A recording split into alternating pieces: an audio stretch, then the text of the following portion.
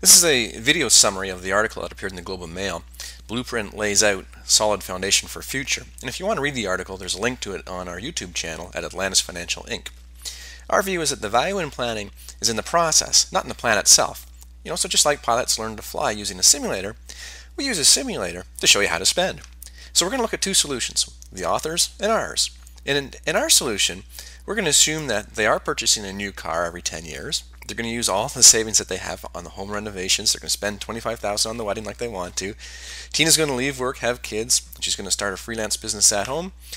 Mike gives Tina shares in his business, and that they're able to maintain the current income that they have. And Mike transfers his retained earnings to his RSP, and he'll do that for creditor protection and probably to get a higher rate of return. First, here's the author's solution, and the mortgage really it's set up, going to be paid off over about 30 years, and they suggest making prepayments, which they have of about $24,000 a year, so that'll pay it off about 7 or 8 years. When we look at the net worth, we see the net worth is here growing over time. Everything is good. Income assets, so their RSPs, pension plans, about $4 million. So let's go ahead and let's make some changes now. So let's assume that they're going to purchase one new car every 10 years. And this is the value of the car, so $25,000, and this is the value with inflation. So let's take a look and see what happens when they make that purchase. So we can see that by making that change, they've dropped their final income assets from about $4.3 million to about $3.8 million. Let's make another change. Let's spend all of their savings on the home renovations. And let's see what happens here when we do that. Okay, and again, we can see that their final income assets, they've dropped again from about $3 million down here to about $3.34 million. Let's make another change. Let's add the wedding now for about $25,000, and we'll do that next year. So let's see the implication of that. And we can see with the wedding, that's going to take their income assets from about $3.3 million down to about $3.2 million. Now let's assume that Tina has decided that she's going to stop working, so she's going to lose her pension plan.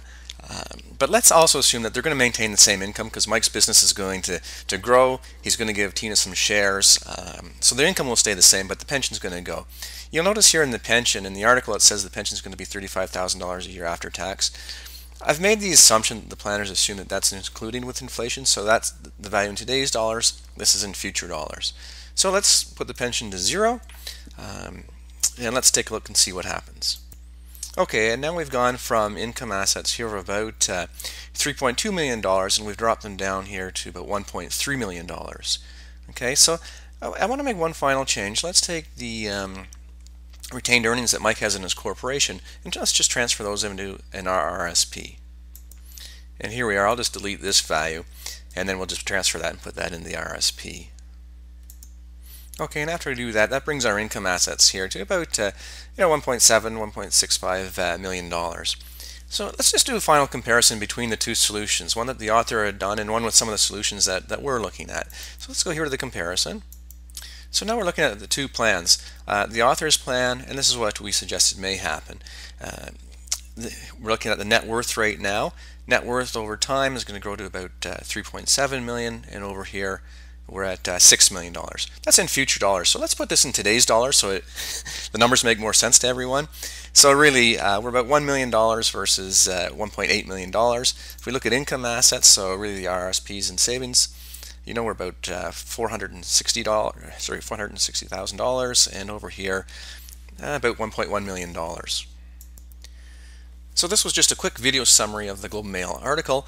Mike and Tina, they have a lot of different options available to them, and I think seeing a video like this helps them to make those decisions